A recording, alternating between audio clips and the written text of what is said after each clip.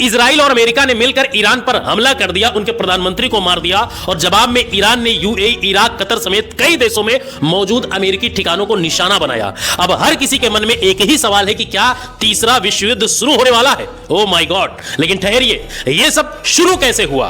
कहा जाता है कि ईरान गुप्त रूप से अपना परमाणु कार्यक्रम आगे बढ़ा रहा है। इजराइल को डर है कि अगर ईरान परमाणु हथियार बना लेता है तो उसकी सुरक्षा के लिए सबसे बड़ा खतरा पैदा हो जाएगा और इसीलिए वो इसे अपने अस्तित्व का सवाल मानता है। और अमेरिका, उसकी नाराजगी तो 1979 की ईरानी इस्लामी क्रांति के समय से चली आ रही है। उसी के बाद से दोनों देशों के रिश्ते बिगड़ते गए। अमेरिका ने सालों तक ईरान पर कड़े प्रतिबंध लगाए, फिर एक समय ऐसा भी आया जब समझौता हुआ। 2015 में joint comprehensive plan of action तय हुआ कि ईरान अपना परमाणु कार्यक्रम सीमित करेगा और बदले में अमेरिका प्रतिबंधों में राहत देगा। लेकिन कुछ साल बाद यह समझौता टूट गया और तनाव फिर बढ़ गया। तो क्या असली वजह सिर्फ परमाणु कार्यक्रम है? कई विशेषज्ञ मानते हैं कि असली खेल ताकत और दबदबे का है। मध्य पूर्व में कौन सबसे प्रभावशाली रहेगा, यही असली मुकाबला है। अब सवाल यह है कि ईरान इजरायली जैसी ताकतवर देश से सीधे टकराव की हिम्मत क्यों कर रहा है? क्योंकि ईरान खुद को क्षेत्र में एक स्वतंत्र शक्ति के रूप में पेश करना चाहता है। वो कहता है कि उसे किसी बाहरी सुरक्षा छाते की जरूरत नहीं। लेकिन सऊदी अरब, कतर, यूएई जैसे ईरान के साथ क्यों नहीं खड़े हैं? क्योंकि इन देशों की सुरक्षा व्यवस्था काफी हद तक